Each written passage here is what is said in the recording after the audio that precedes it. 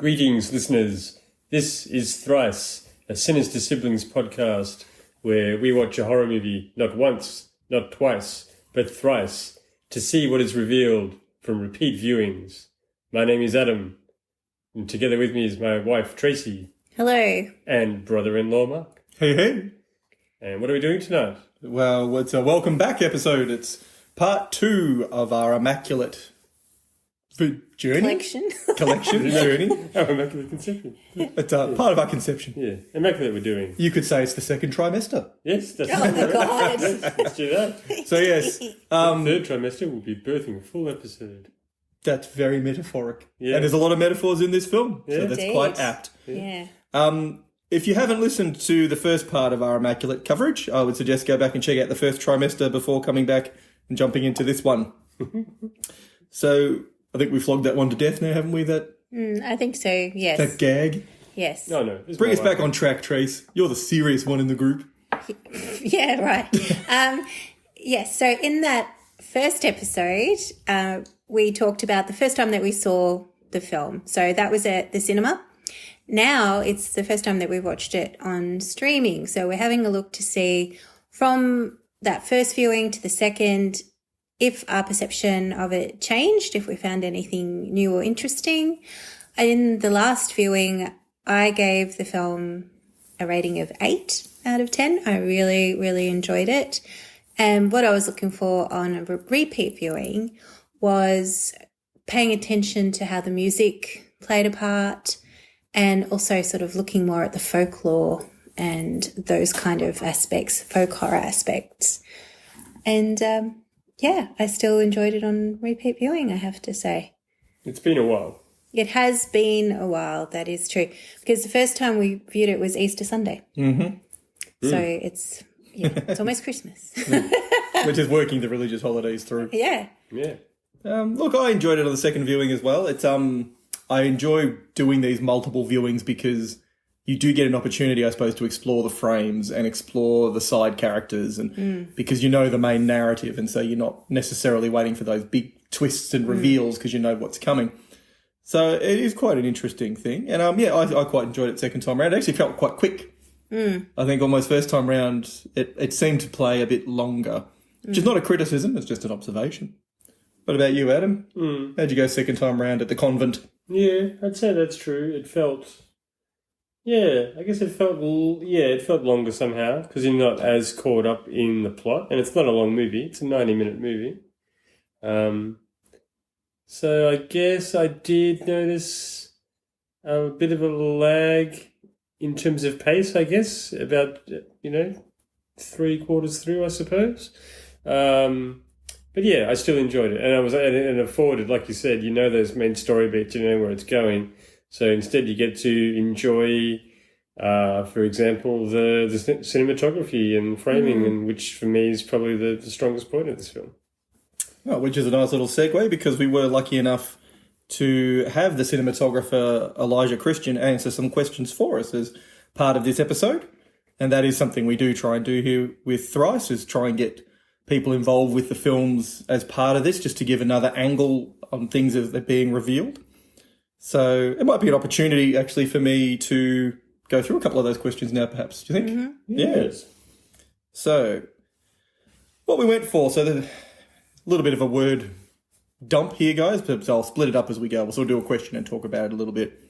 So first up, thanks again to Elisha for taking the time. So I really appreciate helping out our little fledgling podcast just as we're getting up and running. Yes, thank you very much. Yes, we thank you from the bottom of our hearts. But genuinely we do. Actually, though. Yeah, actually. Okay. So the first question we put to him, the visual look of the film is stunning, and the locations themselves just drip with atmosphere. We've read that in the early stages, the film was to be shot in Ireland until Michael, the director, suggested the move to Rome.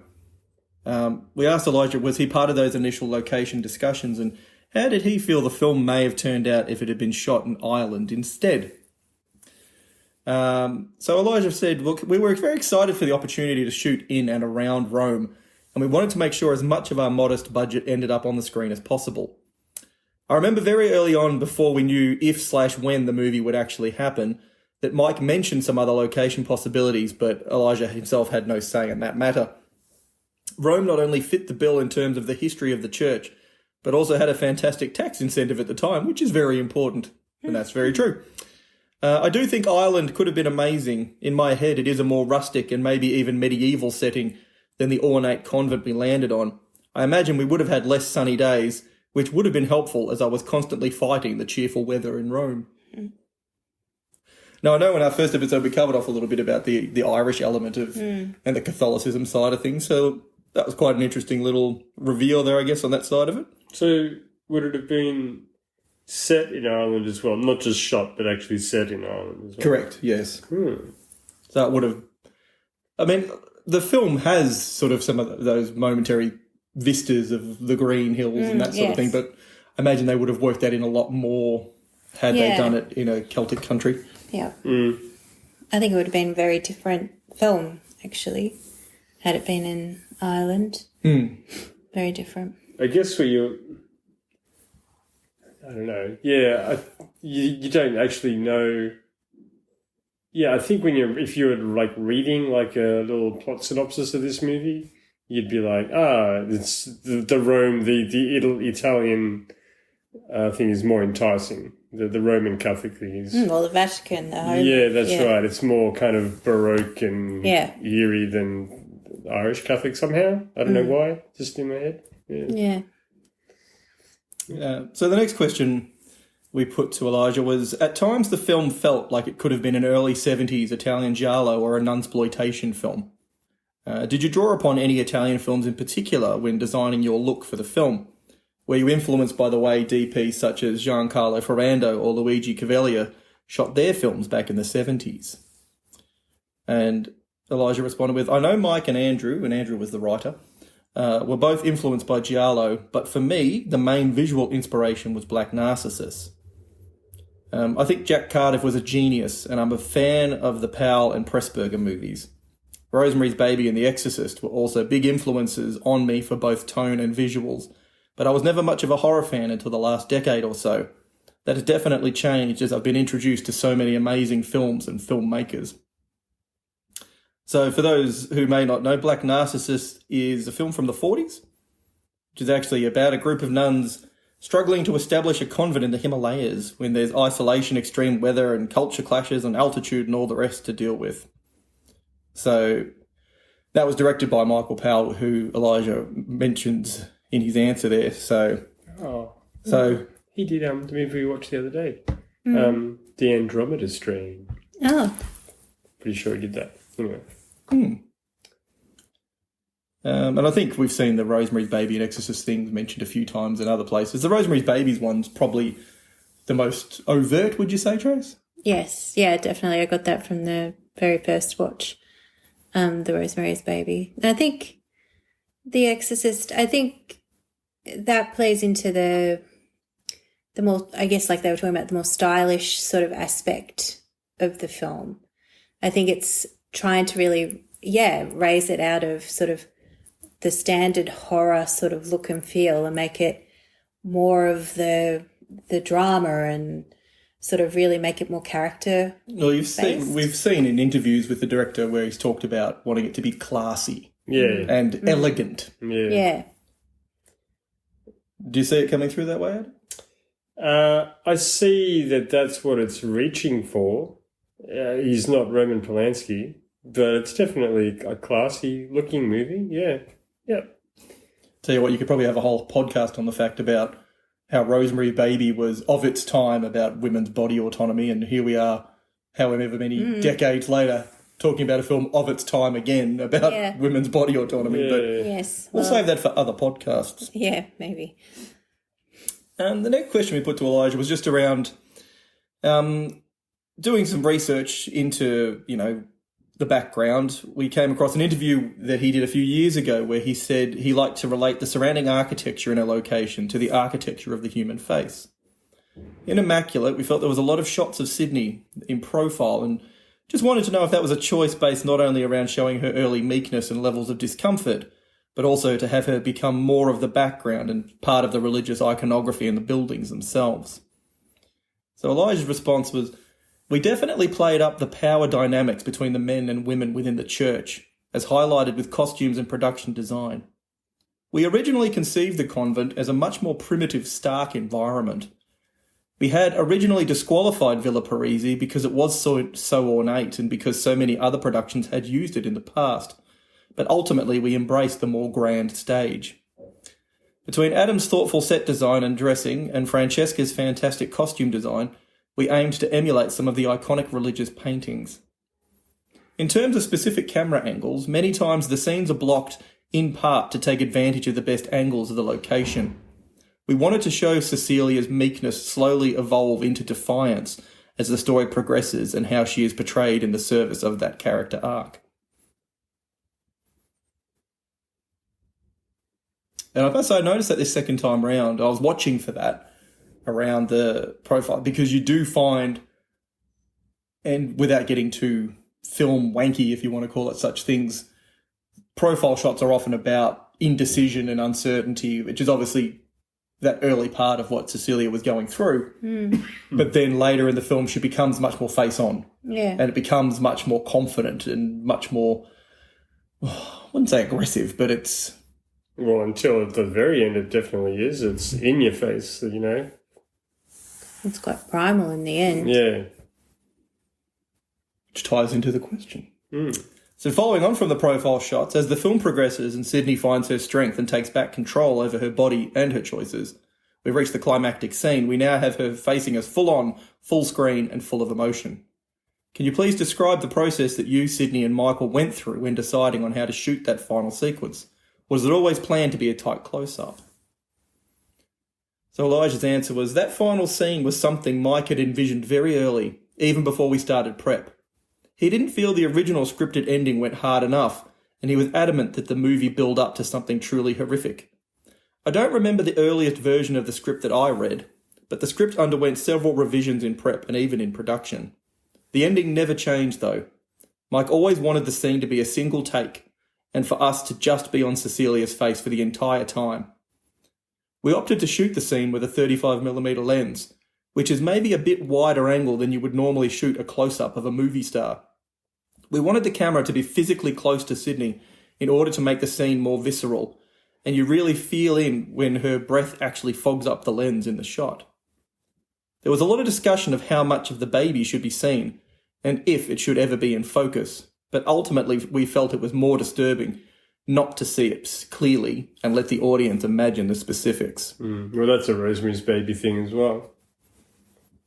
I think that does work very well, because I think you still are left with the question, was it a healthy, average baby, or was it some kind of, yeah, well, the question's there, we don't know.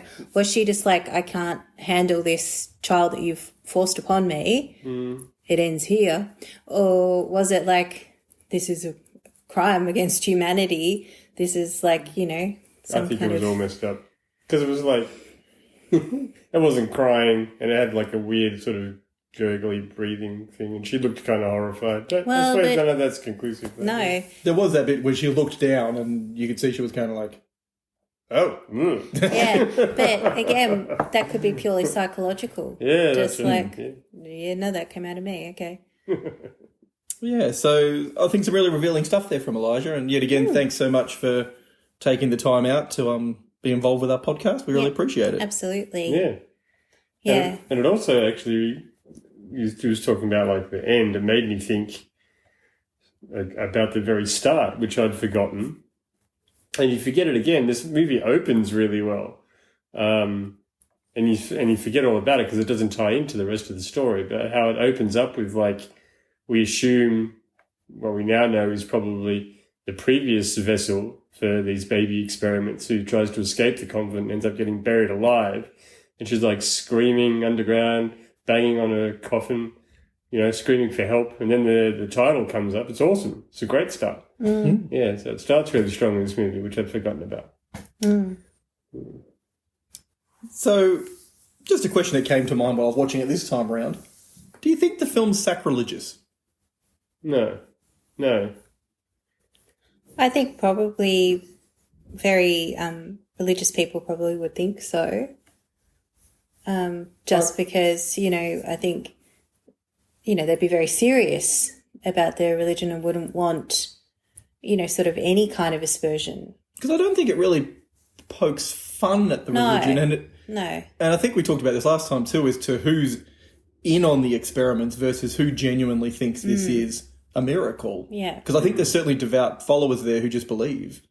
And I don't think the movie paints them in a bad light because they believe. No, not at all. But I think it's kind of almost just like taking the Lord's name in vain sort of thing. It's sort of like, it's not poking fun, it's not saying it's wrong, but it's probably not talking about it in the reverential tones that perhaps some people would prefer.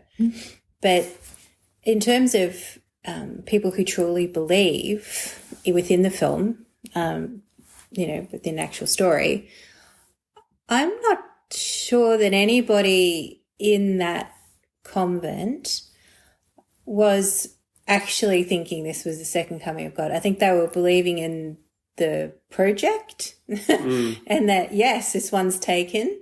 And we believe that, and they all believed that this was going to be the second coming of Jesus, but they all knew they created it. So I sort of think perhaps everybody, apart from a few of the really sort of people with dementia, actually knew what was going on because they've all kind of been a part of it in some way or another. But I think they truly believe in what they were doing and believe it's God's work and believe that it's second coming. I don't think anyone actually thought she just suddenly got pregnant. I don't think anyone believed that for a minute. And that's only something I got on the second viewing, because initially you are sort of going, oh, there are some people here who are just like seriously believing, but I don't think so. I think the way that was set up, they believed, but they believed in what they were doing. Because I know you were intrigued by the old nun who makes the little blessed trinket totem thing for Sister Cecilia. Yeah, well, again, that on this viewing, it became clear to me because she kept referring to her as a saint.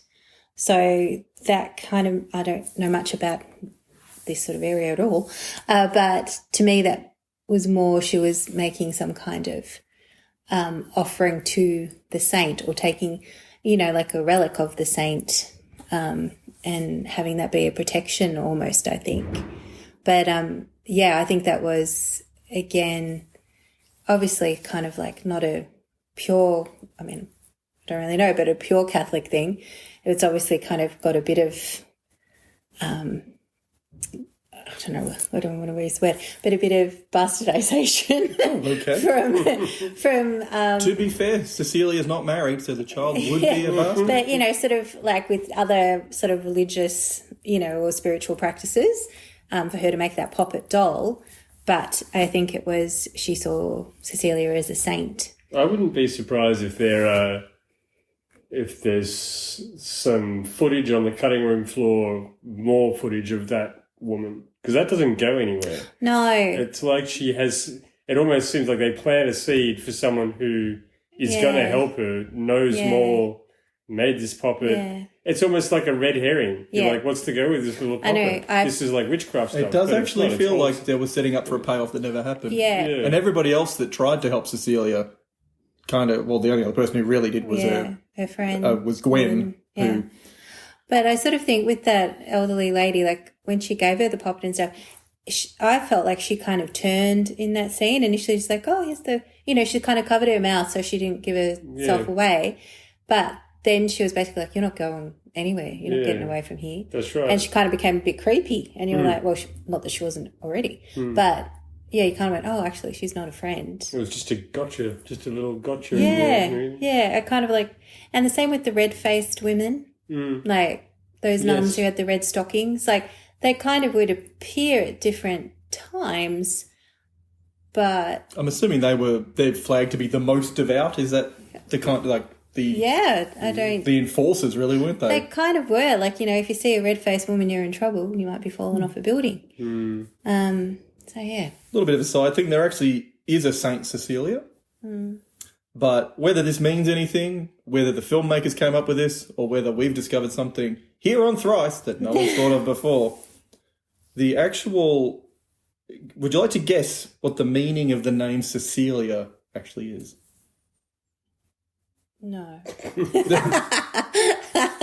Have a guess. Fertile one? Not a bad guess. What do you think, Adam? What the name Cecilia means? Yeah.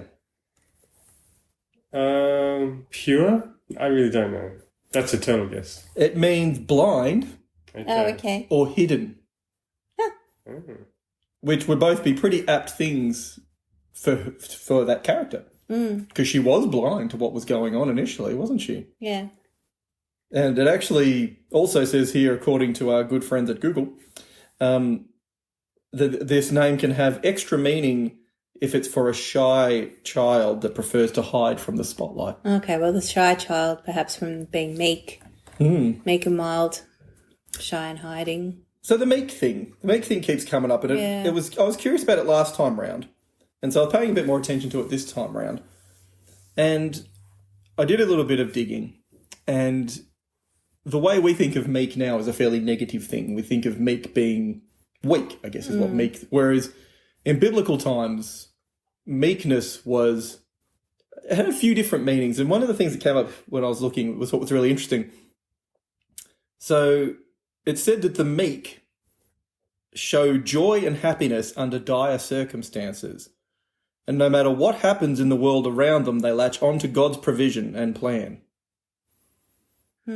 And given how often that came up in the film about the meek shall inherit the earth and blessed are the meek, under that sort of lens, it's interesting because it's basically saying blessed are those who, no matter what, are going to follow the plan. And that's somewhat that's when you know what's happening in the film, then it ties into a bit what we were saying before, who knew, who didn't. Because it suggests that whole thing, the blessed are the meek are these people here in this convent who are doing the work and assisting in these experiments, which I thought was a little interesting thing. No, it does make sense. It does make sense. And the other thing that came up, and I'm interested to know what you think, Adam. Yes. Cecilia talks about... So Cecilia was headhunted. We've established that previously. You know, they have that folder. They knew about her near-death experience. Yeah. And she talks a lot to the father about, God has a purpose for me. I don't know what it is yet. And he's like, obviously throughout the film, he's like, this is your purpose, is to have this child. Which I'm guessing, firstly, Adam, is that her purpose? But secondly, if not, do you think she found her purpose? Well, it wasn't her purpose. It was his... It was all their design, you know. And no, I don't think she... No, I don't think she found her purpose either. It was all just more instinct. Yeah, survival. Yeah, maybe her purpose was just to put an end to their experiments, put an end to them. I think if she served a purpose, that was it. Yeah, well, that's the thing. She was merely... She had, like, it was putting forward that, like, she had no agency, she had no purpose, so that was all taken away from her. It was all in the hands and so she reclaimed it at the end. Yeah. Because I did like, and I noticed it kind of partway through where she started, going on a motorist rampage, was I did like the fact that she didn't hold back. You know, she really, like, you know, if she was going to hurt someone, she hurt him. I enjoyed that. Even, like, at the end, you know, where she's giving birth or whatever, she's given it her all, her everything. That reminded me of something. That reminded me of another movie. I couldn't quite put my finger on. Was it Immaculate when we watched it the first time? No. I guess there's, like, I don't know, there's plenty of movies, I suppose, where a person kind of... You know what it kind of reminded me of? The last sort of the scene toward the end of 28 Days Later, when he loses his shit and he's, like, taking out all the soldiers kind of thing. It was that kind of vibe. Yeah, rage. Yeah. Yeah. Well, I think... Pretty sure we saw an interview with Sydney Sweeney where she described Cecilia as an avenging angel. Yeah. And that's an archetype, I guess. A trope. It's an interesting trope because it poses that question, you know, is she doing good automatically because they're bad? mean, she was killing people she didn't even have to kill, really. Who? Oh, they all had to die. Yeah, I think she pretty much had to kill Well, like everyone. the old cardinal dude or whatever he was. He was just minding his business standing on a balcony. Mm. And she, like... Oh, they're all in on but it. he'd kind of orchestrated it. Yeah, it doesn't necessarily mean she had to rosary him to death, but anyway. Yeah. Well, when in Rome. Oh, Nice. boo. When you're on a roll. That is true. One other thing that came that I just jotted down in that second viewing, which probably ties back a little bit earlier to what we're talking about with that body autonomy stuff yet again, and just how it fits in the now of what's happening, was when she was in confession and she says to him, "This is not God's will." And he says, if this is not the will of God, why does God not Allow stop it. it? Yeah.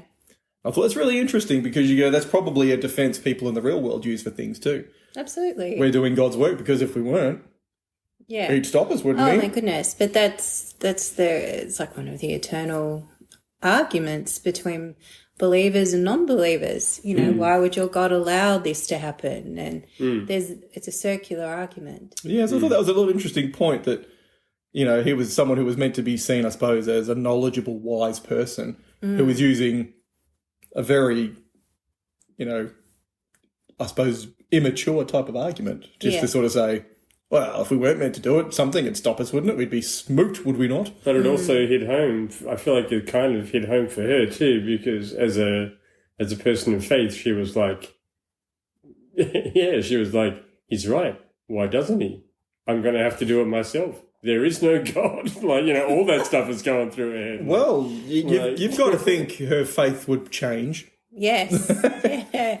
Yeah, or maybe not. And which kind of, I wanted to say, which kind of makes me feel like I wouldn't really say it's a blasphemous movie because they're reaching an ends through science, not a corruption of like faith or there's no Satanism or anything in it or like perversions of.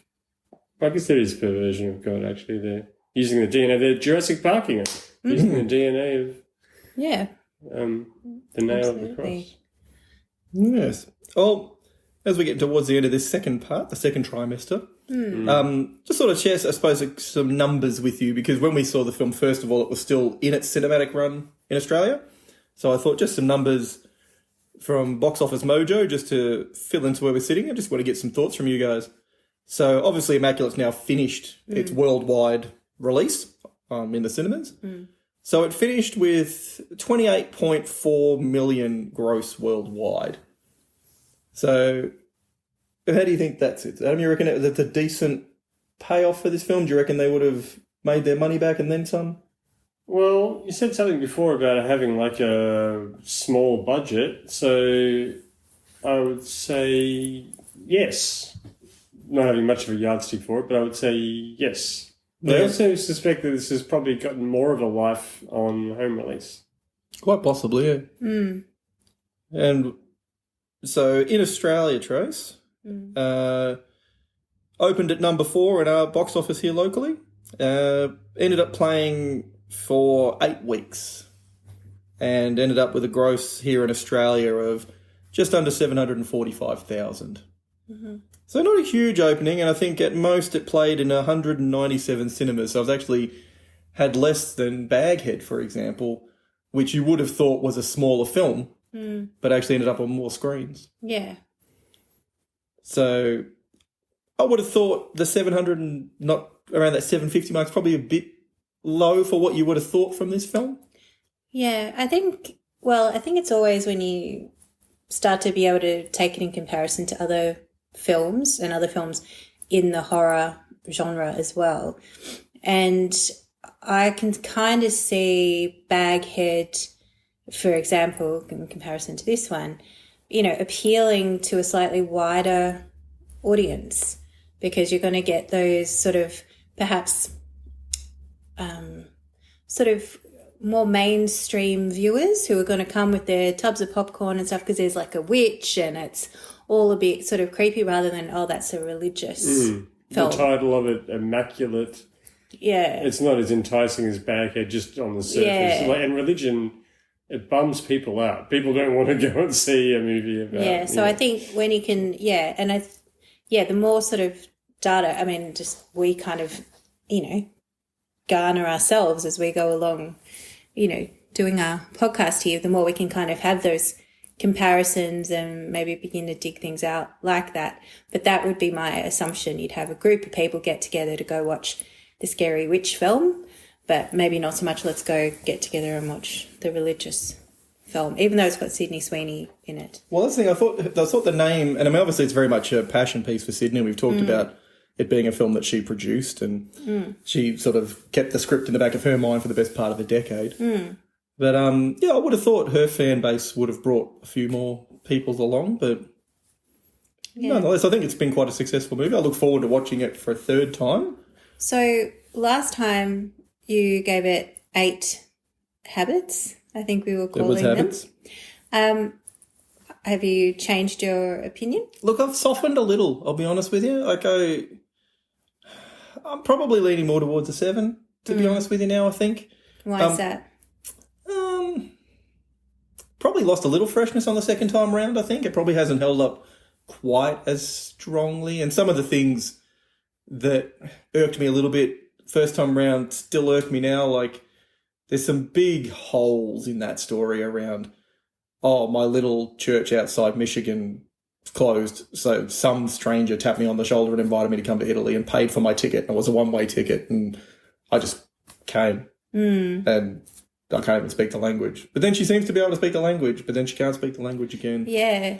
And so some of that, you just sort of go, what? There was a few, they ask her, can you speak, do you speak Italian? Which would be one of, the first things you would learn when you're learning another language is, do you, the phrase, do you speak this language?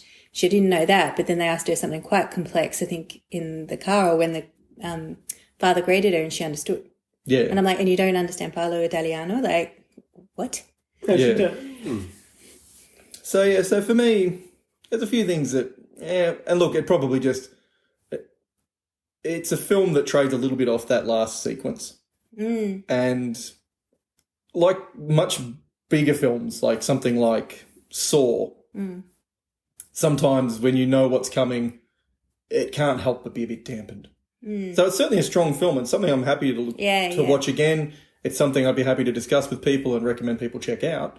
But yeah, I've probably softened a little bit, and even just over the course of the year with some of the other films I've watched and other films that I'd probably put up around that 8, this is probably a little bit under that now for me. Yeah. What about you, Adam? Yeah, I gave it 7.5 habits.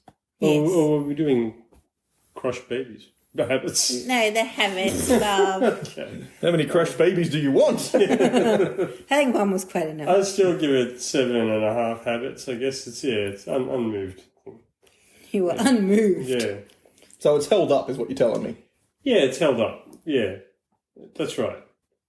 Yeah, I think I would probably soften a little bit as well. Like, I think in that first viewing where you're in the cinema and you're immersed, and there were several sort of moments where it was a bit shocking, and then particularly that ending is just it does make the film, I think, that ending, and that was just glorious in all of its gore.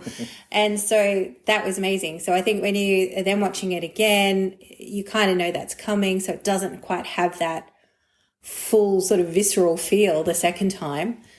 Yeah, it does soften a bit, but again, it is a strong film, and it is very stylistically beautiful and elegant, and I love the music and I love the references. So, yeah, maybe I'll just soften to a 7.5. Yeah. Cool. All right. I think. Well, from here, we'll say good night for now. But yes, we will be back with... Arrivederci. We will be back with the third trimester of Immaculate in just a moment for you, but probably a few weeks for us. But for now, we'll say ciao. Ciao. Let's have it.